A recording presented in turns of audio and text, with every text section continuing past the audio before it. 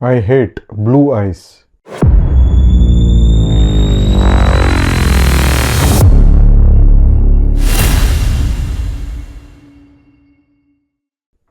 ನಮಸ್ಕಾರ.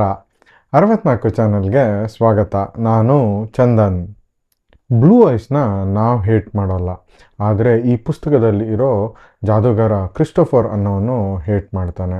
ಅವನು ಯಾಕೆ ಹೇಟ್ ಮಾಡ್ತಾನೆ, ಅದ್ರ ಹಿಂದೆ ಇರೋ ಕಾರಣ ಏನು, ಇದನ್ನು ಸಾಲ್ವ್ ಮಾಡೋದಕ್ಕೆ ಆಗೋದು ನಮ್ಮ ಲೋಕಲ್ ಶರ್ಲಾಕ್ ಹೋಮ್ಸು ಹಿಮವಂತನ ಕೈಲಿ ಮಾತ್ರ ಸಾಧ್ಯ. ಅದಲ್ಲದೆ ಇದು ಡಿಟೆಕ್ಟಿವ್ ಹಿಮವಂತನ ಮೊದಲನೇ ಕೇಸು ಹಾಗೂ ಕೌಶಿಕ್ ಅವರ ಮೊದಲ ಥ್ರಿಲ್ಲರ್ ಪುಸ್ತಕ. ನಾವು ಓದಿದ ವಿಭಾಗದಲ್ಲಿ ಇವತ್ತು ನಾವು ಪರಿಚಯ ಮಾಡ್ಕೋತಾ ಇರೋ ಪುಸ್ತಕ ಕಾಲಾಯ ತಸ್ಮೈ ನಮಃ. ಲೇಖಕರು ಕೌಶಿಕ್ ಕೂಡುರಸ್ತೆ, ಪ್ರಕಾಶಕರು ಸ್ನೇಹ ಬುಕ್ ಹೌಸ್. ಪುಟಗಳು 96, ಬೆಲೆ 100 ರೂಪಾಯಿಗಳು. Genre detective thriller. ಇದು ಕೌಶಿಕ್ ಅವರ ಮೊದಲ ಥ್ರಿಲ್ಲರ್ ಪುಸ್ತಕ. ಆದರೆ ನಮಗನ್ಸಿದ್ದು ಅವರ ಎಲ್ಲ ಪುಸ್ತಕದಲ್ಲೂ ಇದು ದಿ ಬೆಸ್ಟ್ ಪ್ಲಾಟ್ನ ಹೊಂದಿದೆ ಅಂತ. ಇದು ಸುಮಾರು ಒಂದು 96 ಪುಟಗಳಿದೆ. ಓದೋದಕ್ಕೆ ಅಂತ ಕೂತ್ಕೊಂಡ್ರೆ ಸ್ಟ್ರೈಟಾಗಿ 45 ಮಿನಿಟ್ಸಲ್ಲಿ ಈ ಪುಸ್ತಕವನ್ನು ನಾವು ಮುಗಿಸ್ಬೋದು. ನನ್ನ ಕತೆ ಇವರು ಕದ್ದಿದ್ದಾರೆ ಅಂತ ಆರೋಪ ಮಾಡಿಕೊಂಡು ಇಬ್ಬರು ಕತೆಗಾರರು ಪೊಲೀಸ್ ಸ್ಟೇಷನ್ಗೆ ಬರ್ತಾರೆ. ಇಬ್ಬರದು ಕತೆ ಸೇಮ್ ಇರುತ್ತೆ, ಆದರೆ ಪಾತ್ರಗಳ ಹೆಸರು ಮಾತ್ರ ಬೇರೆ ಬೇರೆ ಇರುತ್ತೆ. ಅರೆ ಇದು ಹೇಗೆ ಸಾಧ್ಯ, ಯಾರು ಒರಿಜಿನಲ್ ಆಗಿ ಬರೆದಿದ್ದಾರೆ ಅಂತ ತಿಳ್ಕೊಳ್ಳೋಕ್ಕೆ ಇನ್ಸ್ಪೆಕ್ಟರ್ ವಿಕ್ರಮು ಅವರಿಬ್ಬರನ್ನ ಕೂರಿಸ್ಕೊಂಡು ಕತೆ ಹೇಳಿ ಅಂತ ಹೇಳ್ತಾನೆ. ಅವರು ಕತೆ ಹೇಳ್ತಾ ಇರಬೇಕಾದ್ರೆ ಇನ್ಸ್ಪೆಕ್ಟರ್ ವಿಕ್ರಮ್ ಮತ್ತು ಕಾನ್ಸ್ಟೇಬಲು ಆ ಕತೆಯೊಳಗೆ ತಾವು ಒಂದು ಪಾತ್ರವಾಗಿ ಹೋಗ್ತಾರೆ. ಒಬ್ಬ ಜಾದೂಗಾರ ಮತ್ತು ಒಬ್ಬ ಮಾಂತ್ರಿಕ ಈ ಕಥೆಯ ಮುಖ್ಯ ಪಾತ್ರಧಾರಿಗಳು. ಇಬ್ರಿಗೂ ಏನೋ ಒಂದು ಲಿಂಕ್ ಇರುತ್ತೆ. ಆ ಕಥೆಯಲ್ಲಿ ಹಲವಾರು ಕೊಲೆಗಳು ನಡೀತಾ ಇರುತ್ತೆ. ಆ ಕೊಲೆಗಳಿಗೂ ಈ ಇಬ್ಬರಿಗೂ ಏನೋ ಒಂದು ಲಿಂಕ್ ಇರುತ್ತೆ. ಎಸ್ಪೆಷಲಿ ಹಸಿರು ಕಣ್ಣು ಅಥವಾ ನೀಲಿ ಕಣ್ಣಿರೋ ಹೆಣ್ಮಕ್ಳು ಕೊಲೆ ಆಗ್ತಾ ಇರ್ತಾರೆ. ಈ ಕೊಲೆಗಳು ಎಲ್ಲಿ ನಡೀತಾ ಇರುತ್ತೆ, ಕಥೆಯಲ್ಲಿ ನಡೀತಾ ಇರುತ್ತಾ ಅಥವಾ ಕಥೆಯೊಳಗಿನ ಕಥೆಯಲ್ಲಿ ನಡೀತಾ ಇರುತ್ತಾ? ಕಡೆಗೂ ಹಿಮವಂತು ಇದನ್ನು ಸಾಲ್ವ್ ಮಾಡೋದಕ್ಕೆ ಆಗುತ್ತಾ? ಅವರಿಗೆ ಬ್ಲೂ ಐಸ್ ಅಂದರೆ ಯಾಕೆ ಇಷ್ಟ ಇಲ್ಲ? ಈ ಥರ ಹಲವಾರು ಪ್ರಶ್ನೆಗಳಿಗೆ ನಿಮಗೆ ಉತ್ತರ ಬೇಕು ಅಂದರೆ ನೀವು ಪುಸ್ತಕವನ್ನು ಓದಲೇಬೇಕು. ಕಥೆಯೊಳಗೆ ಕತೆ, ಪ್ಲಾಟ್ ಮೇಲೆ ಪ್ಲಾಟು, ಟ್ವಿಸ್ಟ್ ಮೇಲೆ ಟ್ವಿಸ್ಟು, ಕಡೆಗೆ ದೊಡ್ಡದೊಂದು ಟ್ವಿಸ್ಟು. ಈ ಥರ ಹಲವಾರು ಮಜಲುಗಳಿರೋ ಕತೆ ನಮಗೆ ಹಾಲಿವುಡ್ ಮೂವಿ ಇನ್ಸೆಪ್ಷನ್ನ ನೆನಪಿಸುತ್ತೆ. ಅಷ್ಟು ಚೆನ್ನಾಗಿ ಕೌಶಿಕ್ ಅವರು ಈ ಪುಸ್ತಕದ ಪ್ಲಾಟನ್ನು ಬರೆದಿದ್ದಾರೆ. ಅವರ ಈಗಿನ ಪುಸ್ತಕಕ್ಕೆ ಕಂಪೇರ್ ಮಾಡಿಕೊಂಡ್ರೆ ಒಂಚೂರು ಮೆಚುರಿಟಿ ಕಮ್ಮಿ ಅಂತ ಅನಿಸುತ್ತೆ. ಬಟ್ ಪ್ಲಾಟ್ ಎಷ್ಟು ಚೆನ್ನಾಗಿದೆ ಅಂದರೆ ನಮಗೆ ಈ ಕೊರತೆ ಕಾಣದೇ ಇರೋ ಹಂಗೆ ಮಾಡುತ್ತೆ.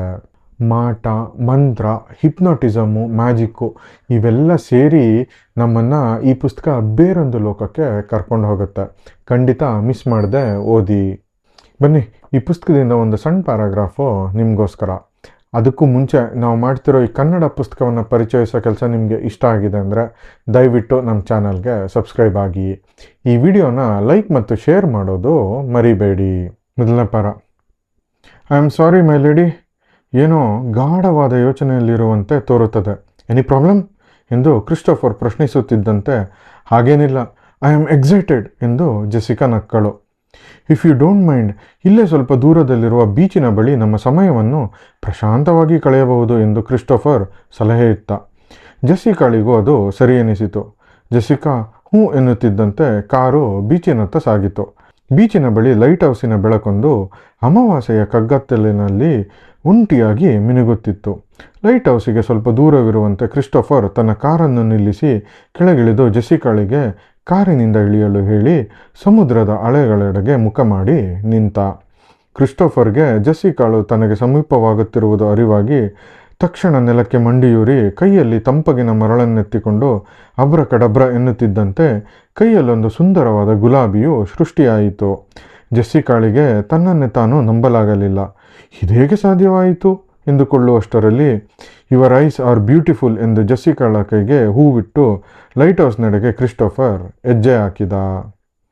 ಹಿಪ್ನಟೈಸ್ ಆದವಳಂತೆ ಜೆಸಿಕಾಳು ಕ್ರಿಸ್ಟೋಫರ್ನನ್ನೇ ಹಿಂಬಾಲಿಸಿದಳು. ಲೈಟ್ ಹೌಸಿನ ತುದಿಯನ್ನು ತಲುಪುತ್ತಿದ್ದಂತೆ ಬೋರ್ಗರೆವ ಅಲೆಗಳ ನರ್ತನವು ಜೆಸಿಕಾಳನ್ನು ಎಚ್ಚರಿಸಿತು.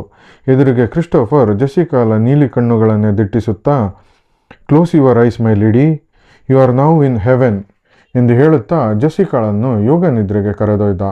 ಗ್ಲೌಸ್ ಧರಿಸಿದ್ದ ತನ್ನ ಕೈಗಳಿಂದ blue eyes are my enemies ಎಂದು ಚೀರುತ್ತಾ ಮೇಲಿನಿಂದ ತಳ್ಳಿದ. ಕೆಳಗಿದ್ದ ಬಂಡೆಯೊಂದಕ್ಕೆ ಜೆಸ್ಸಿಕಾಳ ದೇಹವು ಅಪ್ಪಳಿಸಿತು. ಇನ್ ಕೇಸ್ ಈ ಪುಸ್ತಕವನ್ನು ನೀವು ಆಲ್ರೆಡಿ ಓದಿದರೆ ನಿಮ್ಮ ಅನಿಸಿಕೆನ ಕಮೆಂಟ್ ಮೂಲಕ ತಿಳಿಸೋದು ಮರಿಬೇಡಿ. ಮುಂದಿನ ವಾರ ಹೊಸ ಪುಸ್ತಕದೊಂದಿಗೆ ನಿಮ್ಮ ಮುಂದೆ ಬರ್ತೀವಿ. ಅಲ್ಲಿಯವರೆಗೂ keep reading, stay curious. Video ನೋಡಿದ್ದಕ್ಕಾಗಿ ಧನ್ಯವಾದಗಳು. ನಾನು ಚಂದನ್, ಸೈನಿಂಗ್ ಆಫ್.